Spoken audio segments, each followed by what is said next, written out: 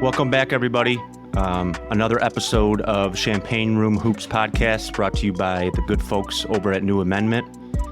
Again, joined by former Illini star Brandon Paul, BP3, and former swingman Billy Cole, number 30 in your program, but always number one in Illini fans' hearts. It's been an interesting week for the Illini, a good week from their perspective. So lots to get into, lots to talk about. Brandon, who we mentioned before, over in Germany playing some pro hoops. I did see you had a game or two this past week. I saw some highlights.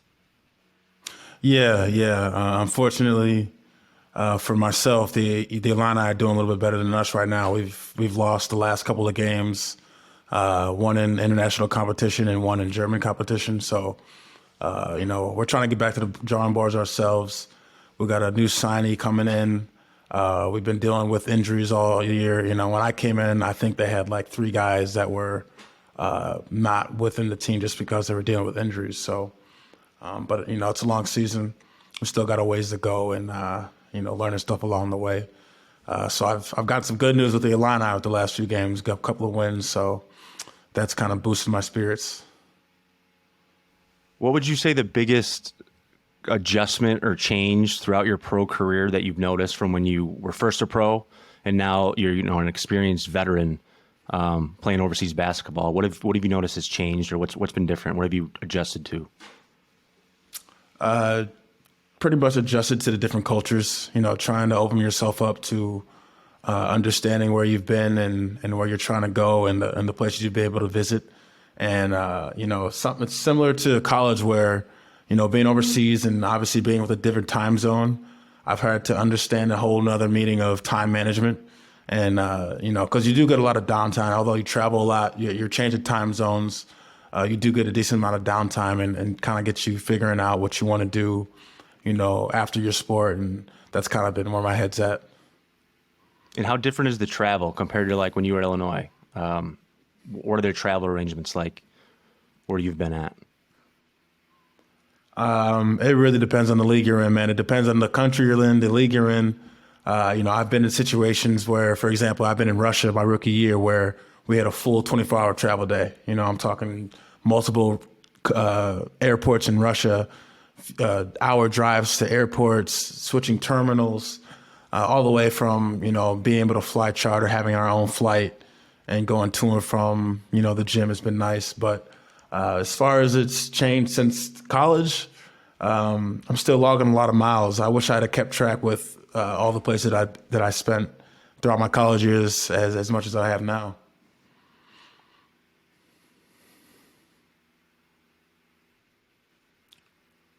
Just one other. We got a pretty diverse squad over here, man. We got a Spanish. We got a couple of kids from Brazil. We got one from Montenegro. A few German, so we're a little bit all over the place. That's good, man. That's good experience. Gives you, I'm sure you've gained a lot of perspective in life over the last handful of years. So that's awesome. Let's tip it off. Illinois, last we were on, they were reeling off of a good win, a must win versus Wisconsin that they handled their business at home. And we talked a little bit about Nebraska that was coming up, which they played last Tuesday. And we mentioned, all of us in some way, shape, or form, that this was a game that had to be sort of like a business trip for Illinois, right? Come off a big win at Wisconsin. You go to a Nebraska team that is at home. They want to beat you. They're sitting there waiting for you. They're ready for you. And you're coming off an emotional win, sort of like a trap game, right?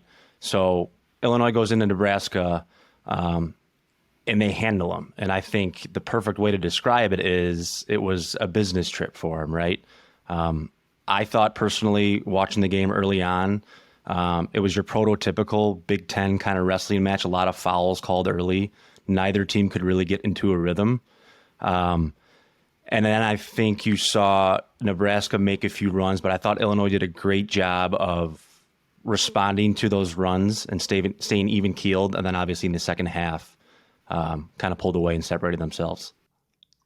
I think the one thing that really hopped the page to me about the Nebraska game was just how, and I really hadn't thought this about this before, was just how athletic he looked. I thought we at times when they would come on runs and the crowd would stand up, they'd cut it to like 8 points, and it was just like our physical ability to just wear them down and just be so much bigger, faster, and stronger. I thought Terrence second game in a row at this point, and he actually did it again in the Michigan State game to follow, where like the first 10 minutes he just came out and was like, like this is on me. And he had just a stellar first half, and it just kind of blew the doors off Nebraska. And from that point forward, they were trying to play catch up, and that doesn't work very well when the Illini are making around 9 threes a game or something like that. So it was just Nebraska was never really in it, and then every time they really tried to get the crowd into it and fight back, scratch and claw back into the game. It just seemed like the athleticism and the energy that Underwood has his team playing with kind of took over and slammed the door on it. Yeah, it's like you said, Terrence Shannon came in and he set the tone early. And he did the same thing in the Michigan State game where he kind of imposed his will and showed them that he's coming to play. And I think a lot of the team kind of picked up off of his energy and, started off both games pretty serious. And, it took a while to kind of take the reins, control of the full game in the second half, but they did it. And, obviously it was a low scoring game. You could see that their defense is putting a lot of pressure on the other team's offense. And it showed in the last couple of games. And, we'll get into the Michigan State one, but for Northwestern, they set the tone early. They kind of leveled out towards the middle and finished strong. Yeah, I thought you both said it and mentioned it. Obviously the story was Terrence Shannon, like you said, Bill. He kind of imposed his will on this game. And I noticed he was a lot more efficient. And by that, I mean, there wasn't a lot of dead dribbling. There wasn't a lot of him, faced up outside the 3-point line, dribbling 4 or 5 times, trying to get into the paint or get an advantage offensively. It was a lot of catch and rip throughs, decisive decisions to where he was getting to spots and making it easier on himself. And like you said, Bill, he's so big and strong. Once he gets his shoulder down past you, it's a total disadvantage for the defense. So I thought he was obviously his stat line. I mean, it was 25, 11, and 4. There's not many stat lines in the Big Ten throughout the course of a season that you're going to see like the game he had. And then I thought the second guy, and I tweeted about it in the second half, I thought Coleman Hawkins was huge in that game. There's a specific point in the second half where I think Nebraska came out on an 8-0 run to start the second half and cut it to like 4 or 5 points. And Underwood called the timeout with about 18 minutes left. And I don't know what he said or changed, but they came out of that timeout with a whole entirely like renewed energy and rhythm about them. And this is where I bring up Coleman Hawkins, because I think 4 straight possessions after that, they ran like a cross-cut for him, and he made a great skip pass to Matt Meyer for a 3. Next possession, he gets like a one-on-one shot clock winding down situation and makes a great off-the-dribble kind of step back, long 2, swishes it, comes back down again and has another hockey assist for a 3, and it was like a 12-0 run they went on that kind of he spurred on the offensive and defensive end. And Bill, I know you had talked about it in previous episodes. His versatility out on the floor creates such a disadvantage for the defense. I mean, he's a matchup problem in the way he shoots. So, and I tweeted that, I said Coleman Hawkins is Illini's most impactful player, and it's not even close. And I think I got some flack for that, but because pretty much on any given night, you can call somebody the most impactful player, right? That's how the season's gone. But I just think that the matchup problems and his versatility, when he's playing well, and here's the thing, he doesn't even really know how to play yet. And this isn't a discredit to him. That's coming with experience. You can see game by game that young man is getting better and better at basketball. He's getting more comfortable. He's getting more experienced. So I just think the better he plays and the more comfortable he gets and the more he learns how to play, it's going to pay dividends for the entire team. That shot fake on the left wing first half, where he got the guy up in the air and just tomahawk dunked it on their 5-man, right? He's playing the 5 at that point.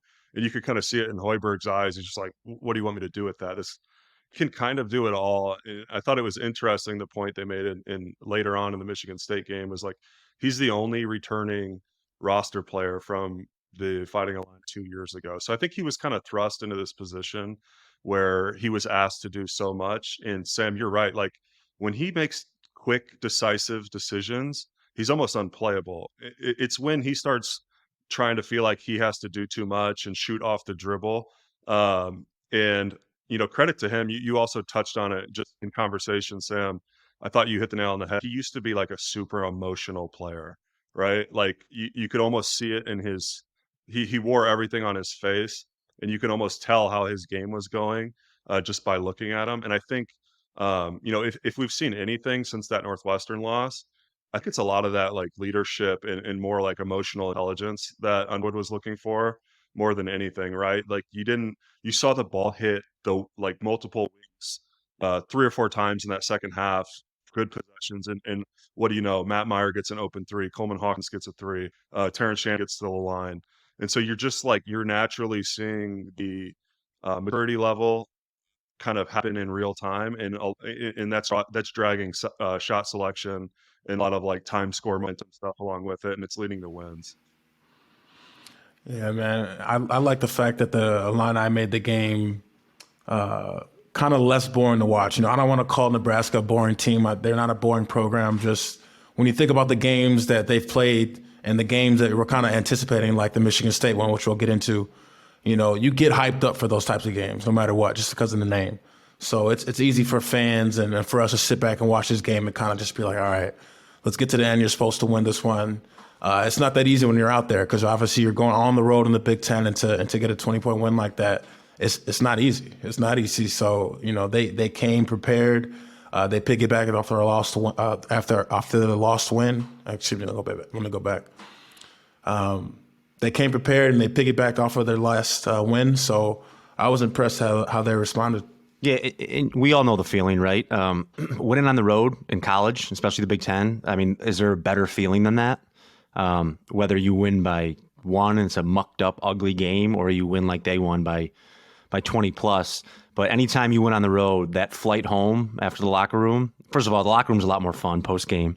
And that flight home back to Champaign is a lot better with a lot better feeling after winning on the road. And those plane rides home, that's where you build the team, right? That's where these team members that don't know each other super well, haven't played with each other prior years, like that's where these like iron bonds get formed and best friend for life on those plane rides home after wins. It's a pretty quiet flight home after losses. No coach wants to hear anyone laughing. But even something as it can seem as insignificant as a Nebraska win, right? But they absolutely had to have that one. They got it, and then all of a sudden the team chemistry looks, A1 going into the Michigan State game, which is a much, on paper it's a much bigger game, but it doesn't happen without first getting the Nebraska game. Yeah, and let's get into that now. So we'll do a little X's and O's. Michigan State comes in, so Illinois comes off a great win versus Nebraska on the road. We'll call that a business win, right? A business trip, like I mentioned. Now you got Michigan State coming in. Michigan State has won 7 in a row coming into this game. I know Bill and we had talked about it. Illinois was 6.5. Was it 7-point favorites when the line first came out? Which I'm not. I was a little surprised by it. I know home court, plays into that a little bit, is worth a few points, but I thought it was a little bit of a bigger spread than what I anticipated. But Michigan State, 7 in a row, Tom Izzo, well-coached team, physical. Like, this is a game at home that you have circled on the calendar when the schedule comes out in the preseason, right? Friday night, and I thought they answered the bell tremendously. I think it could possibly be, besides their early UCLA and Texas wins, I would say that this might be the best that they've looked all season long as a unit, in my opinion. Yeah, for sure. So it was just for me, it was a continuation of like the Big 12 transfer pipeline. I thought those three that you're starting to see a three-headed monster emerge. And in the Big 10, that has a track record of being like really, really successful, right? I think to the Purdue teams that I played against with Robbie, Eachwan Moore, Jawan Johnson, I saw a little bit of kind of emerge Michigan State, right? Same exact thing we talked about Nebraska. Terrence Shannon has 15 of the first 19 and doesn't even look like he's trying. He's just out there on autopilot. And then, they hit a little adversity. I thought, is it Bogard, the point guard, kind of took over there late second half, ended up with 20, really good. And Tom Izzo kind of just doing this game was much more of the classic Big Ten chess match with Tom Izzo than the Nebraska game, right? You could just kind of the feeling out, the lineups, the Michigan State trying to go really big. And then all of a sudden, credit to Coleman Hawkins. I thought his first half was atrocious, and then just comes out kind of with 10 minutes to go in the second half. I thought he was phenomenal. Dane Danger, I haven't seen a post Arsenal like that. Maybe since I've been watching the early '90s. I've been an Illinois basketball fan my whole life, and as far as like back to the basket, just having a bag of tricks, like I thought he was just exposing. And Tom Izzo said that in his post game. He's like, Danger kicked our ass. So I start to look at like the Big 12 three-headed monster emerge, and then I'll wrap it up here. Just thoughts on the game, but the energy guys are starting to emerge. So this is more like the Bill Coles of the world, right? So I thought RJ Melendez, great minutes. The guys that you're gonna, the guys that can steal you wins down the schedule, right?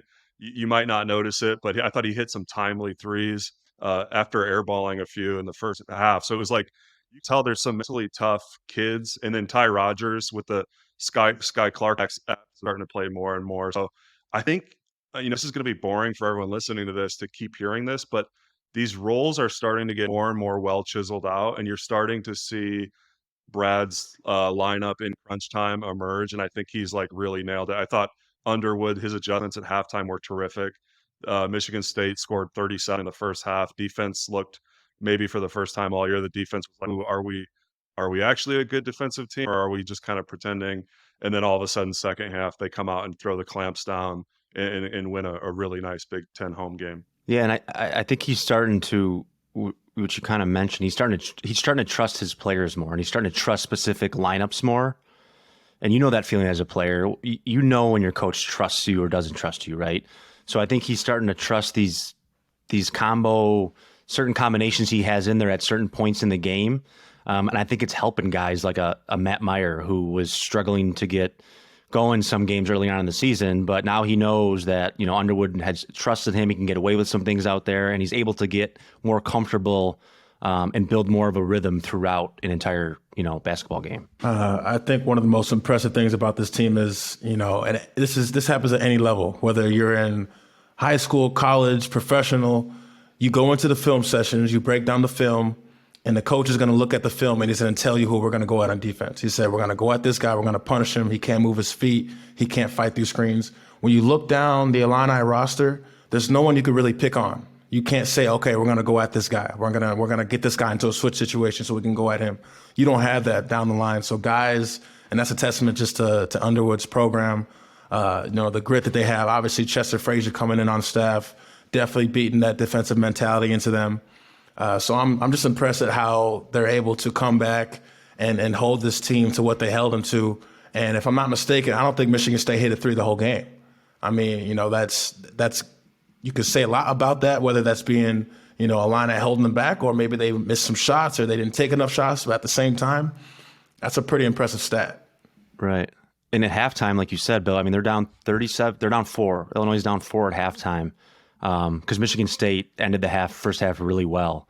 And I just thought the first half was so much more of your typical, Big Ten, powerhouse matchup where just throwing haymakers, Michigan State and Illinois, and nobody can really separate or get into much of a rhythm. But I think, like you said, Bill, Dane in the second half especially, he owned the paint, right? He dominated the paint. And good things, I've noticed at least, good things usually happen when the ball goes through him, whether it's for him or for somebody else, because he's starting to attract so many eyes, and you can tell defenses and teams are starting to, build scouting reports to stop him, which opens everything up for everybody else. And he's such a willing passer too. He's not one of those guys where you throw the ball and it's not coming back out. He usually 9 times out of 10 makes the right decision when he gets the ball. But he was just a monster. I think that's something that Illini fans have been waiting to see all year, because they see a little bit of Kofi in him. and what they watched all last year with how dominant he was in the paint. And Dane's a completely different player, right? So I don't want to compare the two, but I think they've kind of been yearning for, and I'm sure the staff has as well, for a big paint game, right? Somebody to dominate in the paint. And obviously they know the reason they have him is because he's capable of doing that. And what better way to have a coming out party than versus Michigan State? Exactly. That's huge because I mean, we've all done it. If you've ever played against Michigan State, for the people listening, like their bigs are out there for one reason, and that's to punk you. Like I think they practice with like football pads on, and to have a Dane Danger come in and kind of control that he's not controlling it with a forward partner, he's controlling it solo, both on the defensive end, and he's getting some of those guys in really awkward positions, deep down low on the block, and he's scoring left hook, right hooks, spin baseline dunk. Like that was super impressive. Like really awesome performance by back to the basket player. Like again, I'm not trying to be prisoner a moment, but as far as like pure back to the basket skill, haven't seen that in a really long time from anyone. Yeah, man, he's such an impressive talent, and I'm gonna go ahead and say that playing against guys like obviously Draymond, Delvon Rowe, you got the Derek Nix screens, you got the Raymond Morgans you got to fight through. I think Dane Danger, you take him back to our time a little bit. He's holding his own. He might be one of the only ones that's holding his own in those types of matchups, just because of the way he can move, the way he can finesse around the basket, his strength, and his skillful mindset. So I think that says a lot, because those guys that I just named, they were bully ball all day. So it was obviously battle every time we played Michigan State, and for them to hold on to home court like this, very proud of that win for sure. Yeah, I think Goran Sutan was another one, right? Goran Sutan, shout out to my boy Goran. I mean to miss him. I played with Goran in Spain a few years back. Yeah, so I totally agree with Bill. I've chased a lot of pin down screens. Like I'm talking about, go back to like Drew Neitzel when he was a senior and I was a freshman. Like I've chased. That was what I did, right? You chase around pin down screens, chase people off doubles, chase guards off triples. I've never had more difficult time chasing guards off of screens, especially pin downs, than I had during my career versus Michigan State. Like you said, those guys were huge. They were physical. They were not afraid of contact. And like just as soon as you think you're like getting around the screen, they'd give you like a little nudge with their hip or something, and the next thing you know, you're 3 feet out of the play and it's got an open shot. All it takes is get you off your track. Exactly. And you're trying to chase around the Kalen Lucases, the Corey Luciuses, and the Bryn Forbes of the world. Like that's not a fun matchup at all. These guys know how to go. Absolutely. The only ones I would put up against those Michigan State guys, Brandon names, are the Dallas Lauderdale caught me with like the knee and the quad while I was chasing John Diebler like 15 times a game. And then you had Sullinger on the other block that you're trying to run around. It was like those Michigan State. I mean, that is Big Ten basketball, right? I think a little bit of that is maybe what we struggle. Like we just beat the hell out of each other, in the middle of the season. And then we've kind of struggled the last 20 years in postseason play. That makes me wonder. It's like it is such a physical game, and to kind of bring this back full circle, I just don't know if you get this in other leagues. And then to have kind of our own little version of that emerging with Dane Danger, but a very highly skilled one, right? Someone that could take all that punishment and then be like, okay, I'm going to be able to withstand that and deal with it, but I'm also going to throw a little finesse at here and throw up 12 points a game. So I don't know. He's just like really impressing him. And then I don't want to leave this out because I feel like there's no chance we could move on to the next segment without calling out Matt Meyer. He had what, 7 blocks on defense? That might have been the best 19-point performance or 20-point performance and less I've ever seen by an individual player. I just thought he was so hot. He was in foul trouble. Brad was playing him a lot of cross. Brad was playing him with 3 fouls, 4 fouls. He just hit some bombs, some like big time bombs where that was like first time in a long time as like I almost turned into like a fanboy again. Like I was like standing up in front of my TV watching Matt Meyer. I thought individual performance just to kind of like shut the door that last 10 minutes of the game, like just unbelievable on both ends of the floor. And you could tell he's just getting more and more comfortable as the season goes on. Being a new guy with a new team.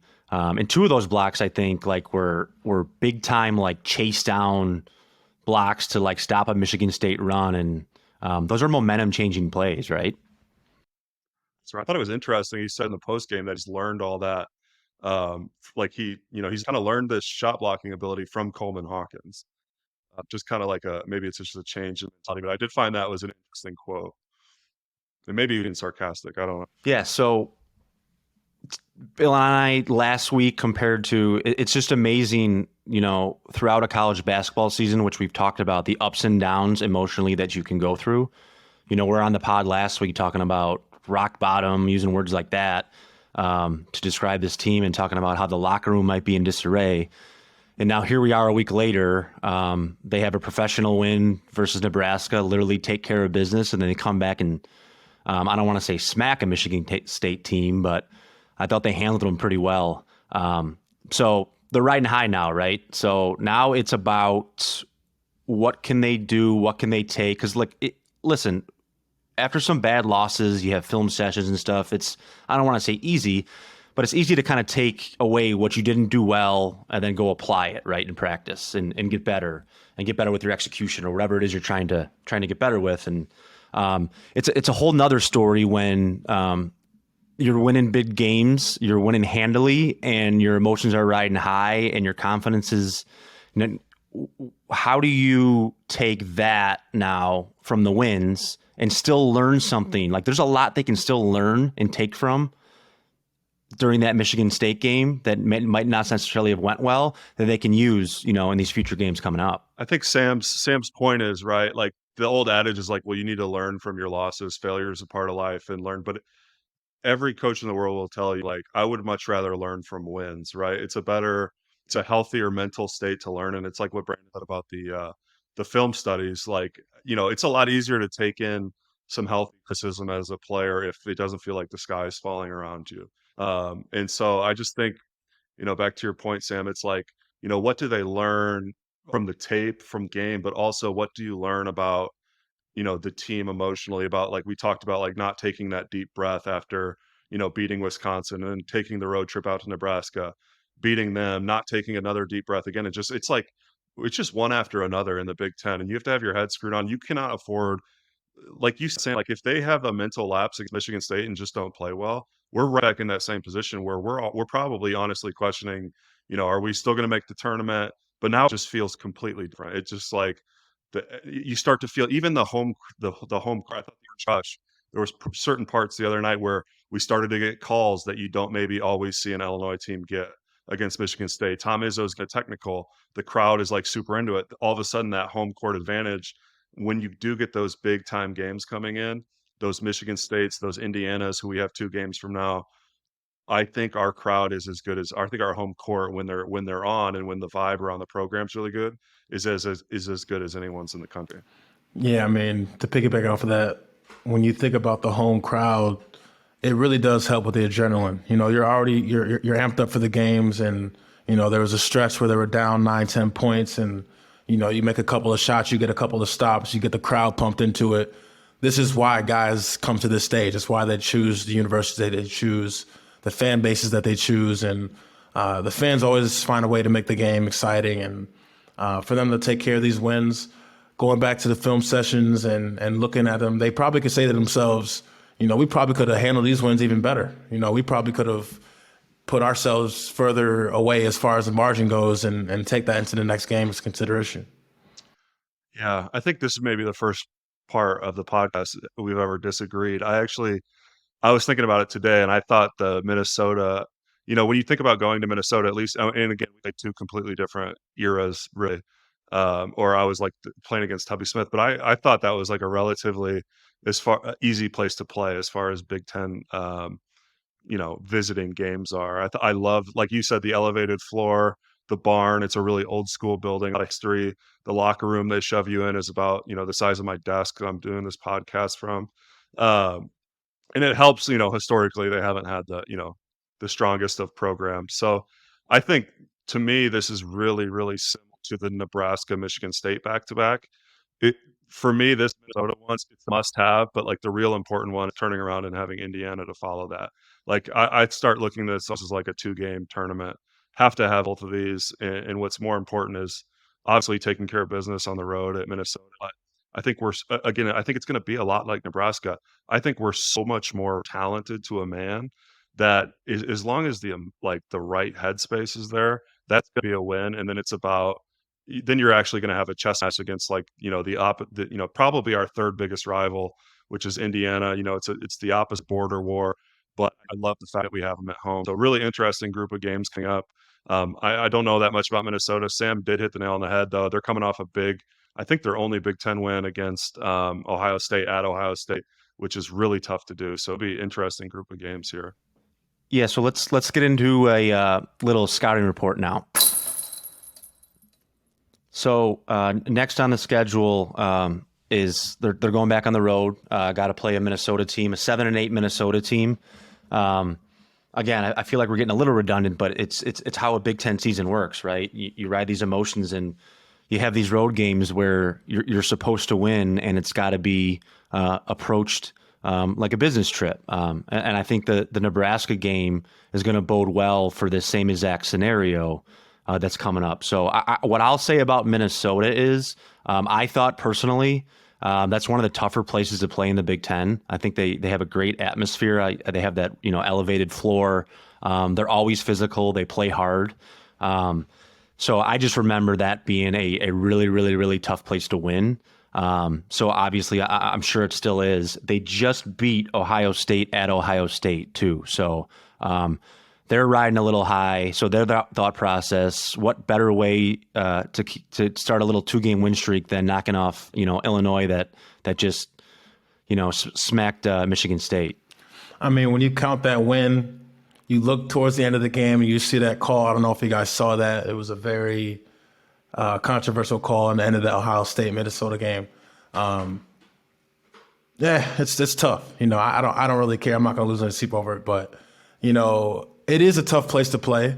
It is a tough place to play. But to Bill's point, I'm thinking about the places where it's just like, damn, it's about to be a dogfight. When you go to Michigan State, when you go to Michigan, Ohio State, Purdue is always a beast. Purdue is always a beast over there. I think that might be Purdue and Ohio State might be the 2 teams where we never run on the road when I was on the team. And obviously Indiana, those are, I would say, the top 5 hardest places. Then you got your Penn States. But going to Minnesota, it's not easy. It's got that elevated. I feel like I just have to defend myself a little bit. So by toughest places to play, I meant that you're going to have to internally as a team find motivation to get up for that game. You know what I mean? So I should have clarified that. By no means necessary is playing at Minnesota tougher than playing at the Breslin Center or playing at Ohio State or Indiana. But isn't this the locker room? Isn't this the locker room where they usually turn the air off or they turn maybe the heat on too high? And we would always complain about that. Yeah, it's just they're going to have to find their own motivation to get up for it and that kind of deal. So because there's not going to be people hanging on the floor, it's not going to be an atmosphere that those other places have. But sorry, Brandon, go ahead. No, you're right about that. I'm just thinking about all the places. And I just remember always going to Minnesota and being like, all right, it's too cold here. Or, what does that smell? What they leave in the locker room for us to smell for this, just to get us out of our game? And it's funny, the stuff that teams will do. You had a spot on the road everywhere we went where you can get chicken wings from. So that's a fact. Yeah, man. Oh, they had a spot that we used to order chicken wings from. Amazing. Now you're getting my mouth watering. Now I'm getting hungry. Yeah, and for those watching, I've seen Brandon eat a lot of chicken wings. We were roommates in college, and we've been pretty good friends for the better part of 15 years. You don't want to see the way Brandon eats a chicken wing. So. Oh yeah, I was really him. I had one on the way home from every game we played in Mizzou. We played at the Bragging Rights game. It was a little spot. I think the bar was called Annie's or something. Some of the best wings I've ever had in my life. So I might need to make that trip the next time I go to that game. It's so efficient. I think I was rooming with Brett. I was rooming with Brandon at Iowa one game, and I remember him giving the most detailed instructions ever to the lady at the bar about his pregame chicken wings, how much hot sauce needed to be on the wings. And then he finished with saying like, "I will be coming down for more sauce if there's not enough sauce." I would have to send like little threats in there because people don't really take it serious. I take my wing eating very serious, and it's like it's a passion. It's really a passion. Times when I'd like be coming back from the facility or we were out or something and I'd have to pick up some geos for us and like you were at the apartment, like the detailed what you'd give me to order the wings, I had to like read it off to the guy and you'd be like, if you don't like, they got to be this way, otherwise I don't want them. I'll make you walk your ass back. And so like you're super specific about how you eat your wings, which is hilarious. Let's get into a segment that we've done the last few times, which is pretty cool. A segment called Word on Campus. Let's transition into that. We've talked about some inner workings of what's going on campus with some inside intel and stuff. The last few times it's been about what's going on with the transfer portal and Sky Clark. But Bill, you mentioned pregame with us here some snippets of what you heard in some post-game pressers after the last few days that I think we should address and talk about a little bit. There was things that came out of that post-game at Michigan State that were really interesting to me, and I'm curious to get your guys' takes on it. And the first one, Matt Meyer came out and voiced frustrations in the media a few weeks ago, right in the midst of that skid that they were going through. And he came out after the Michigan State game and he shouldn't have said that stuff, right?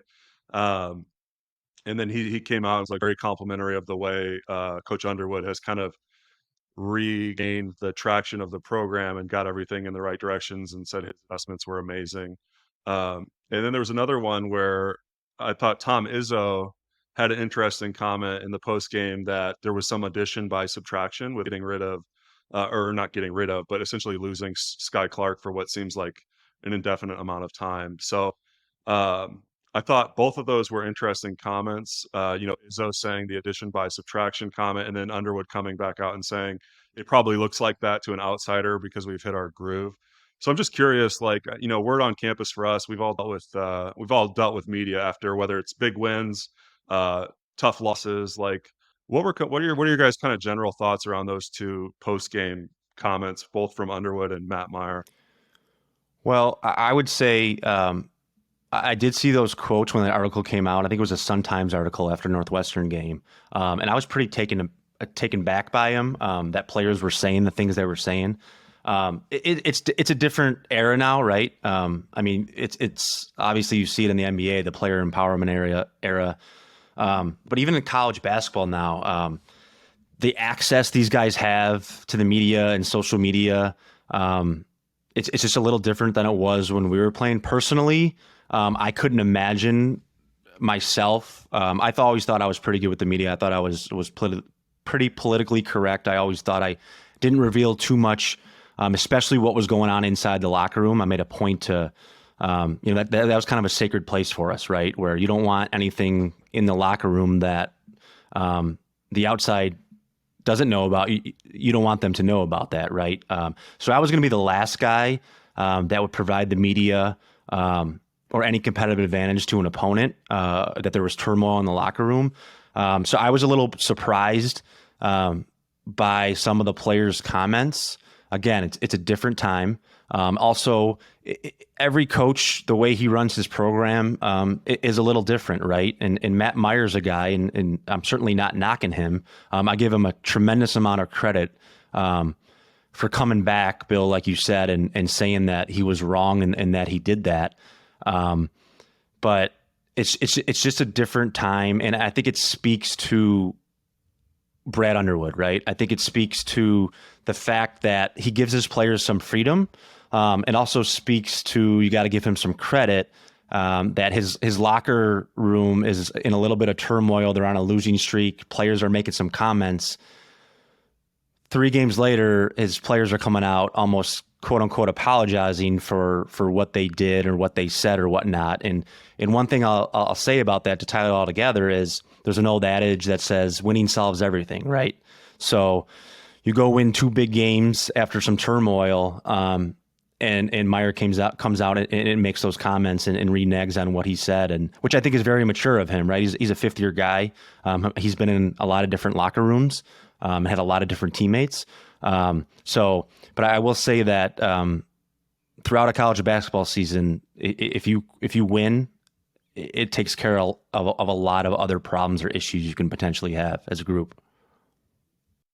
Yeah, I thought I'll focus on. I totally agree with everything you just said. I thought ton of maturity from Matt Meyer to come back out. I think a lot of it is the winning side of things as well. And then I'll go back to the other comment from Tom Izzo because I would tend to be on his side here. I don't mean this to, there's things don't have to be mutually exclusive. Sky Clark's an amazing player. He's probably an amazing person. The program's really wrapped their arms around him. But his absence, leaving midseason when it happened, when they were going through that skid, it has really allowed kind of everything to fall as far as lineups. That's all I'm talking about, right? Lineups, knowing roles in energy. Sometimes you can know subliminally that a teammate is going through something, whether it's mentally or family or whatever, and it can be weighing on the whole team because they love that guy like a brother. And I think what Tom Izzo was trying to say is that they've been a different team since the absence was announced, and whether it has anything to do with it or not, I would say maybe subliminally it does. I think it kind of mandated a lot of that stuff that we were asking for after Northwestern, right, Sam? Like it automatically shortened the rotation. It got Jaden Epps more minutes. It kind of naturally forced leaders out of the Big 12 transfers. So really interesting this game comments, not just from Matt Meyer, but from Tom Izzo and then Brett Underwood saying he might be right, but that's not how we're looking at it internally. I just thought the media kind of coverage around this team is start to ramp up. Maybe they sense like maybe that's, oh yes, team is that talented where we could have a really big run, and you're starting to see kind of everyone come to the table, a lot more eyes on everything that's said. Yeah, I'm glad you brought it up, Bill, because there's so much media exposure. I mean, we lived it as far as, 3 times a week after practice, they open up to the media and you're in front of a camera. And a lot of times, what questions they're going to ask. But sometimes you don't. And some of these are 18, 19, 20-year-old kids that may not have had a ton of media exposure before. And they can kind of get backed into a corner to where they say something and next thing you know, it's a headline and it's a problem in the locker room, et cetera. So I think that's kind of an underrated point you made, Bill, that, they have some veterans on this team that have been involved in the media before. So Matt Meyer doing that shows that he knows he made a little bit of a mistake when he did that, and he owned it, and I think they'll be better for it. I remember a story one time, like Sam was saying, where just after a tough loss against, I think it was Iowa or somebody, or maybe it was like Northwestern, the one time we lost to them, where I just said something like nonchalant after the game, where I thought their zone surprised us a little bit, like something like real, what I thought was like super light, and I could tell, like I had multiple assistant coaches being like, they kind of like took us to it, and they talked to me afterwards about it, and realize really, looking back, like, yeah, I could see how that might look bad when the player says we were surprised by something. But in reality, in my mind, when I'm like looking back at the game immediately after we play it, I'm just talking about surprising the players. So I do think there's this little aspect of you have to be really slick and really on guard that you're not putting anything out there that's going to be misconstrued by someone that didn't hear the question and they didn't hear the context of it, right? So it's just interesting stuff that happens. I'm glad, like the health of the locker room seems to be in a better place than it was a month ago. So I'm just kind of glad that it's all taken care of. But interesting conversations for sure. Brandon, I know you got some comments about media in your tenure and how it was handled. Yeah, I mean, I don't know what you want from the guy who had Twitter banned from a team from 2 different coaching staffs. So that's pretty impressive in itself. Weber came out one day, said, "You guys are down on Twitter. I'm tired of it. Brandon, what are you doing?" I had no, there was nothing I wouldn't say in the media. I was never disrespectful. I always carried myself as a professional, as a student athlete, but I was very witty. I was very outspoken, and I didn't. When fans had something to say or players or coaches had something to say, I made sure that my voice was heard. But as far as this whole situation, I really don't have that many comments on it. You guys kind of touched on all of it, and I agree to a certain extent, but I have a love-hate relationship as far as the media goes. You know what I mean? Sometimes as players, you fall into a trap of answering what they want to hear rather than what you really want to say, because you get baited into this sort of questioning where you answer the question and they might ask it in another way, just see if you'll change your answer. And then you change your answer and now you're back into a corner, like you said. And I think with experience, most guys understand that, they can't really fall into that trap. And, maybe he did it, and it's definitely a learning experience. Well, plus, I'm sure they do a good job, Illinois. I don't know who's their, I'm not sure who their SID is now, if it's still Derek or who it is. But I just thought when I was there, at least, and shout out to Derek Burson, I thought he did a good job of picking and choosing, especially, and I'm sure Underwood has something to do with this as well. Like after a specific loss or win or whatnot, who he wants in front of the media, based on the temperature of the team at the time, or what the exact specific situation is. Because, I feel like especially when I was at Illinois, I was a little bit older. I had years under my belt. I had some tough media sessions before. I'd been through a lot of ups and downs where there was a lot of times that Bruce and Derek would grab me to do a media session that was going to be pretty quote unquote intense or something, and know that maybe I wasn't going to divulge, information that the media maybe wanted to hear or something. And I'm not just talking about me. That happens with every team. That's just an example I'm providing. So I'm sure they have a pretty good grasp on that. So good pod. I think we covered a lot. The gist of it, obviously, being that complete 180, right? So Illini fans that are watching and have been following along, I feel like our podcast has kind of went along with the ups and downs and the roller coaster of emotions that Illini fans and the team may have been feeling the last few weeks. So 2 huge wins, a business win, like we said, a big win versus Michigan State. So we'll check back next week. Bill mentioned, kind of the same type of situation and scenario. Go get a business win, handle it at Minnesota. Not an easy place to play, and then come back. A rivalry game versus Indiana you got at home. That is another chance to get another big win on the schedule. And next thing you know, we're talking 0-3 last week. When we come back next week, it's a chance that Illinois is 5-3 in the Big Ten season and up near the top of the standings. So thanks for joining, fellas. We'll check back next week. Beyond the Big Ten is a network of podcasts that aims to be your go-to resource for all things Big Ten. We cover the entire conference with shows hosted by ex-players and athletic alumni, aiming to be your go-to source of information and entertainment for your favorite team. Hosted by ex-Big Ten players, media, and insiders, our podcasts are focused on giving diehard fans and those alums an inside scoop about the teams and people that make the Big Ten Conference one of the most watched and most talked about conferences in sports.